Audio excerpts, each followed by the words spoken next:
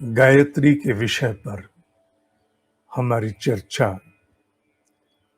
आगे बढ़ रही है।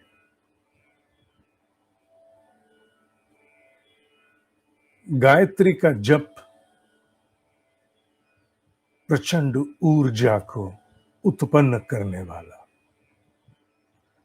आत्मबल, आत्मविश्वास को भर देने वाला, पिछले अनेकों उल्लेख गायत्री की सामान्य दैनिक उपासना के विषय पर व्यतीत हुए हैं। अभी कुछ दिन और संभवतः ये चलेगा। आज गायत्री महामंत्र के अर्थ को संबोधित करने की चेष्टा की जाएगी। संभवतः एक सत्संग में पूरा ना हो पाए, अतः इसे अगले सत्संग में भी अवश्य लिया जाएगा। गायत्री महामंत्र वस्तुतः आरंभ तत् से होता है। ओम भूर्भुवः स्वः, ये उसका परिचय है, उसकी विशिष्टता, उसकी विशेषता, उसके गुण, उसका प्रभाव, द आउटकम, उसका उल्लेख है। किसी व्यक्ति का नाम लेते ही हम उस व्यक्ति के विषय में कुछ शब्द जब कहना आरंभ करते हैं, बहुत अच्छा है, मिलकर बड़ा आनंद आता है। जब भी मिले बहुत अच्छा अनुभव हुआ। तो हमने क्या किया, उस व्यक्ति का उल्लेख करते ही उसकी विशिष्टता, उसके गुण, उसकी विशेषता, उसका प्रभाव जो हम पर छूटता है, उसका हमने उल्लेख किया। संकेत ही पर्याप्त होते हैं। इसलिए गायत्री महामंत्र से पूर्व जिसे व्याहति कहा गया, अर्थात पूर्व में अभिव्यक्त उसका परिचय, उसका प्रभाव, उसकी विशिष्टता, उसे ओम उस महातरंग जहां से समूची सृष्टि उत्पन्न है, mother of all vibration, the cosmic vibe, Om, उसका नाम संबोधित है। ओम ही के रूप में उसे हम जानते हैं, क्योंकि अन्य कोई नाम उसको संबोधित करना बड़ा कठिन है। एक तरंग के रूप में ही ब्रह्म ऋषियों ने उसके अस्तित्व को अनुभव किया। ओम भूर्भुवः स्वः, भूर, जैसे ही उसका आगमन होता है, भूर्भुवः स्वः, हम प्राण से भर जाते, अभाव, अज्ञान, अशक्ति समाप्त हो जाती। किसी प्रकार की ना तो कोई अभाव बचेगा, न अज्ञानता, न अशक्ति, क्योंकि उसका आगमन अपने आप में पूर्ण है, संपूर्णता है। जब संपूर्णता का अवतरण हो गया तो फिर कष्ट बचा ही कौन सा। ना किसी चीज की डेप्रिवेशन, ना किसी बात की इग्नोरेंस, ना कुछ कर पाने की इनेबिलिटी। अभाव, अज्ञान, अशक्ति चलेगी, क्योंकि वो प्राण का स्वरूप है, एनर्जी है, एनर्जी है। जैसे ही आगमन होता है, जीव ऊर्जा से भर जाता है, क्षमताएं जागृत हो जाती। वो सब कुछ जो व्यक्ति को पछाड़ता है, उसको पूर्णता प्राप्त नहीं करने देता, वो समाप्त हो जाता है, क्योंकि वो समूची ऊर्जा है। ऊर्जा के जितने भी स्वरूप कल्पना में लाए जा सकते हैं एनर्जी के, वो संपूर्ण उसके आगमन के साथ ही आते हैं। अतः कहा गया वो प्राण का स्वरूप है, ऊर्जा है वो। जैसे ही आगमन हुआ, व्यक्ति इतना भर जाएगा, इतना भर जाएगा कि उसमें अब कुछ शेष, जिसे कहा जाए अशक्ति के रूप में, अज्ञानता के रूप में और अभाव के रूप में बचेगा ही नहीं, परिपूर्णता को प्राप्त हो जाएगा। यह है उसका प्रथम परिचय। ओम भूर भुवः है। वो जैसे ही आता है, उसके आगमन के उपरांत समूचे कष्ट समाप्त हो जाते। जैसा कहा कि अभाव, अज्ञान, अशक्ति पलायन कर जाते। समूचे दुख, दुख की व्याख्या एक ही है, जो तुम चाहो वो ना हो पाए, दुख है। सबसे बड़ा दुख तो यही है कि मनुष्य हो करके मनुष्य अपने जीवन के उद्देश्य को पूरा करने में अक्षम रह जाए, इससे बड़ा कोई दुख है नहीं। पर इस दुख का आभास आध्यात्मिक होने से पूर्व नहीं हो पाता।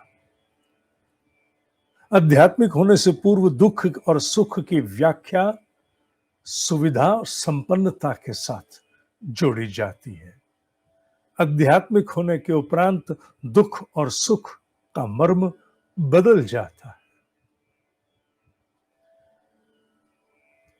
क्योंकि गायत्री कामधेनु है, इसलिए चाहे आध्यात्मिक उद्देश्य हो या लौकिक हो, वो दोनों को एक साथ संबोधित करती है।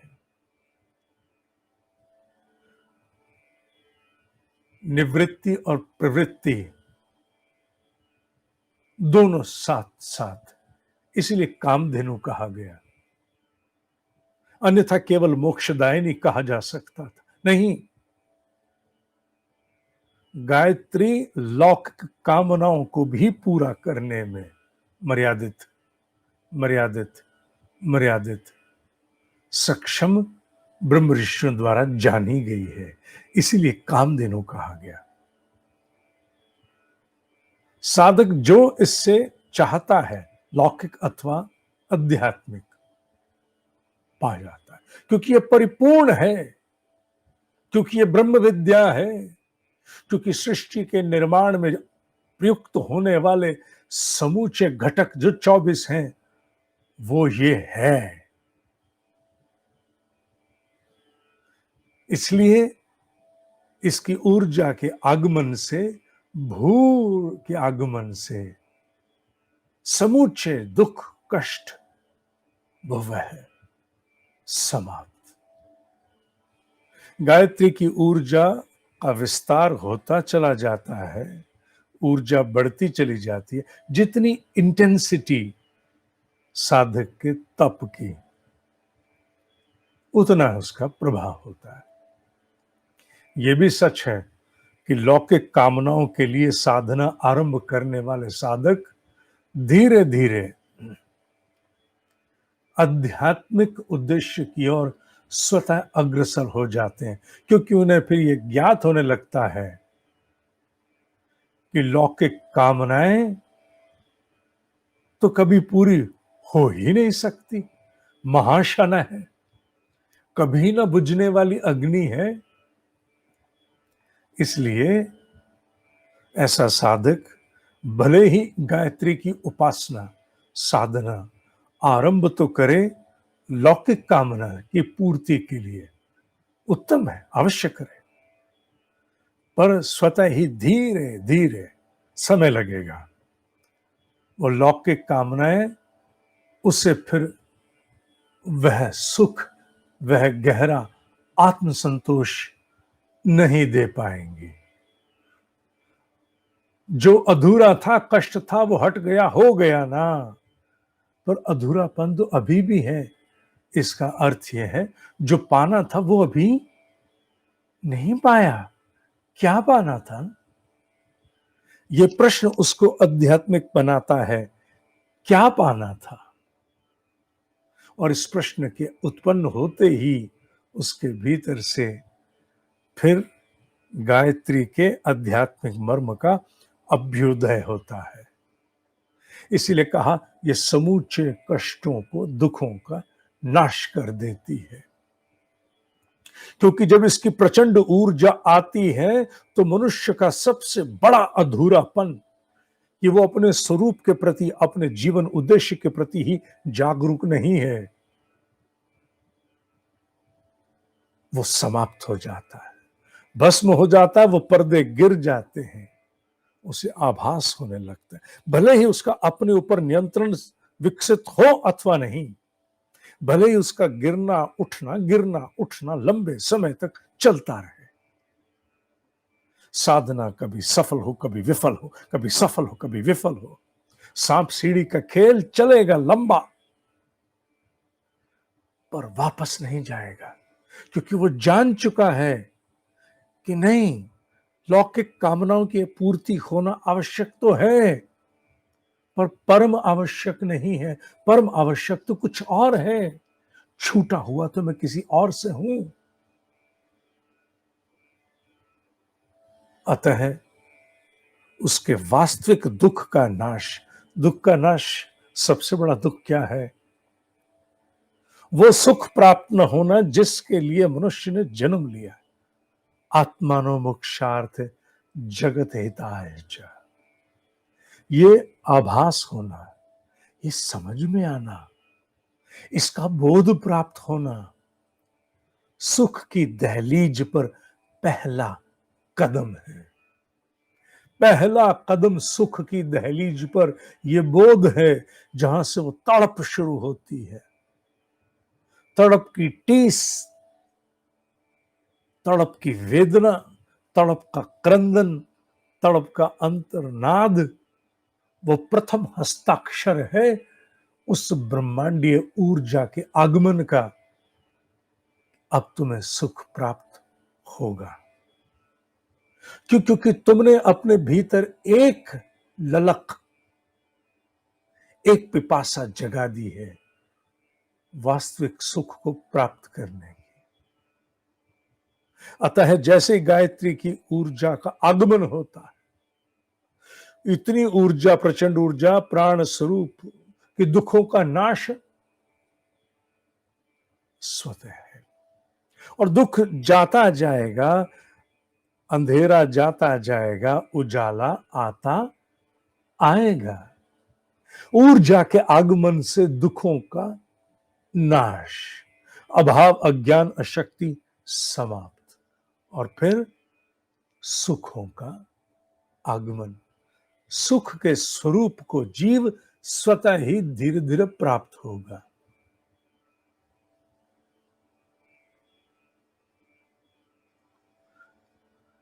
एक ऋषि ने बहुत सुंदर लिखा है, जब जीव अपने स्वस्वरूप को, आत्म स्वरूप को, जीवात्मा की निकटता को प्राप्त होने लगती है, उसकी समझ, उसकी बोध, कौन है कि जीवात्मा हस्तक्षेप करती है? नहीं, जीवात्मा पर आए हुए आवरण अपने स्वतंत्र आचरण से ही सभी कुछ करते हैं। प्रश्न किसी साधक का था, कौन करता है? आए हुए आवरण, the brilliant robotic intelligence emanated by consciousness। मनुष्य अपने जैसे जैसे स्वस्वरूप को, आत्म स्वरूप को प्राप्त करता जाता है, भीतर भीतर सुख की अनुभूति, सुख का स्वरूप वही है। यही अर्थ है स्वाहा का। ओम भूर्भुवः स्वः। स्वः का तात्पर्य है कि जब अभाव अज्ञान अशक्ति गए, जान लिया गया कि अब क्या है, उसकी निकटता जैसे जैसे प्राप्त होती है, जैसे जैसे साधना में उत्कर्ष प्राप्त होता है, आत्म संयम प्राप्त होता है, आत्मबल प्राप्त होता है, भीतर का आनंद प्राप्त होता है, वो सुख का ही स्वरूप तो है। That is the nature of सुख। का कोई शब्द मुझे अंग्रेजी में नहीं आता, इसीलिए कहा गया कि गायत्री का परिचय है ये। उसकी संपूर्ण व्याख्या 3 शब्दों में आ गई कि अगर तुम गायत्री के साथ जुड़ रहे हो, why, what for, what is the outcome, क्यों जुड़ रहे हो, किस लिए, क्या निष्कर्ष होगा, क्या निकलेगा इससे, इसका समाधान पहले ही कर दिया गया। मंत्र आरंभ होने से पूर्व इसका समाधान दे दिया गया। गायत्री की ऊर्जा जैसे जैसे अवतरित होगी, वैसे वैसे तदनुरूप ऊर्जा प्रचंड स्तरों को प्राप्त होगी। तुम्हारे भीतर की मलिनता साफ होगी, ऊर्जा की अभिवृद्धि होगी, आत्मबल की अभिवृद्धि होगी, भीतर की अस्थिरताएं समाप्त होंगी। अभाव अज्ञान अशक्ति, हो सकता है जिसे तुम अभाव मानते हो वो तुम्हारा अभाव हो ही नहीं, तुम्हें उसकी आवश्यकता ही नहीं, और तुम यूं ही उसके लिए इतना अपने आप को पीड़ित, द्रवित, कष्ट देते जा रहे हो। ईर्ष्या, कामना, लिप्सा, ना जाने किस किस अहंकार से ग्रसित हो। तुम्हें जिस दिन ज्ञान हो जाए कि नहीं ये तुम्हारा अभाव है ही नहीं, तुम्हें चाहिए ही नहीं, किधर भाग रहे हो, और जिस दिन तुम्हें यह आभास हो जाए कि जो तुम्हें जानना था वो तुम्हें पहले से ज्ञात तो था, पर तुमने कभी ध्यान नहीं दिया। बताओ, मुझे कब से यह बात पता है, पर मैंने कभी ध्यान ही नहीं दिया। पहले से ज्ञात सत्य के प्रति जब दृष्टि खुलती है, तब मनुष्य के भीतर बहुत बड़ा बोध बोध भीतर की गहरी समझ जागृत होता है। क्या मालूम तुम्हें कि जो सुख का स्रोत तुम्हारे भीतर पहले से है, तुम उनसे अनभिज्ञ बैठे हो, मुंह मोड़े बैठे हो। गायत्री की प्रचंड ऊर्जा आकर के ये तीनों कार्य अनेकों स्तरों पर करती है, एक स्तर पर नहीं, केवल एक पर नहीं, अनेकों स्तरों पर करती है। गायत्री की ऊर्जा मनुष्य को धीरे धीरे अनुव्रत के माध्यम से,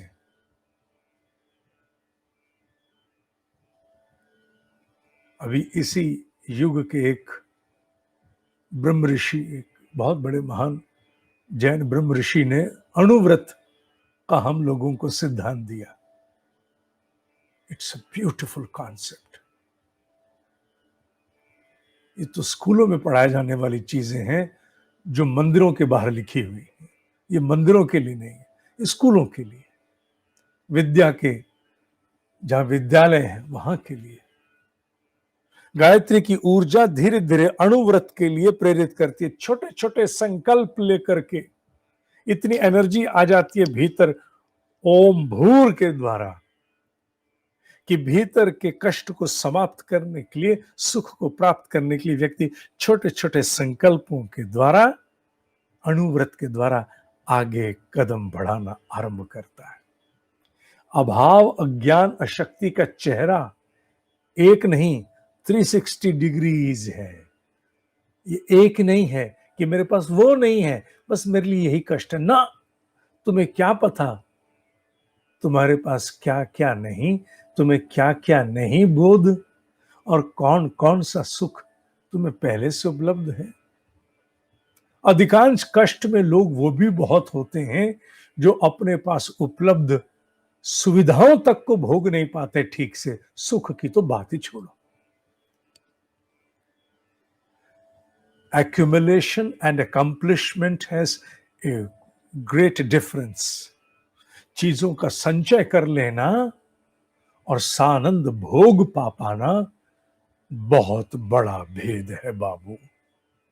चीजों का संचय, अधिग्रहण तो किसी प्रकार कर किया जाता है, पर सानंद आनंद सहित उस प्राप्त पदार्थ तक का भी भोग कर पाना हर एक के लिए संभव नहीं है।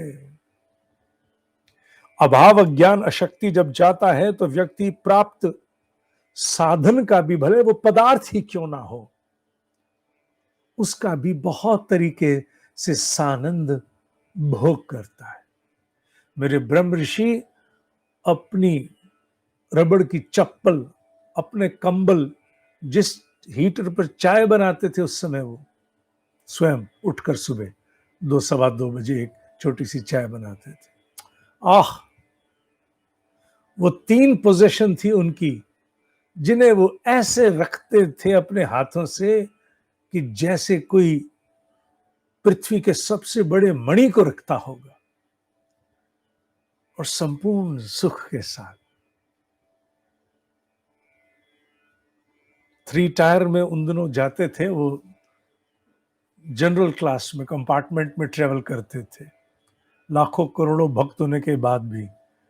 तो अपना ही बिस्तर बिना कुली अपने आप उठाते थे, उठा करके किसी कोने में टिका कर उसी बिस्तर पर बैठ जाते थे। तो छोड़ने आए लोग कहते थे कि परम सिद्ध ब्रह्म ऋषि तत्व को प्राप्त कहां बैठा? तो कहते थे इससे सुंदर स्थान इस पृथ्वी पर हो ही नहीं सकता, और जाओ। हम हो सकता है उतने सक्षम नहीं हैं, पर जितने सक्षम हम होते चले जाएंगे, उपलब्ध पदार्थ का भी सानंद भोग कर पाने में सक्षम होते जाएंगे, भूर भुवः स्वः ही सार्थक हो रहा होगा। आज के लिए इतना ही। बिना माला के जप करना ग्रहण के अंतराल में, समय जो भी आप लोगों को इंटरनेट पर पता लग गया होगा, सबके पास जानकारी है, मैं उसमें नहीं जाऊंगा। मानसिक जप करना, संभव हो खाना पीना नहीं करना। बहुत छोटे बच्चे और गृहिणी और गर्भवती महिलाओं के सिद्धांत संभवतः थोड़े अलग होते होंगे, मैं उसमें नहीं जाऊंगा। खाना पीना संभव वो तो ना करना, तो 3 घंटे का शायद अवकाश है पूरे मनोयोग से।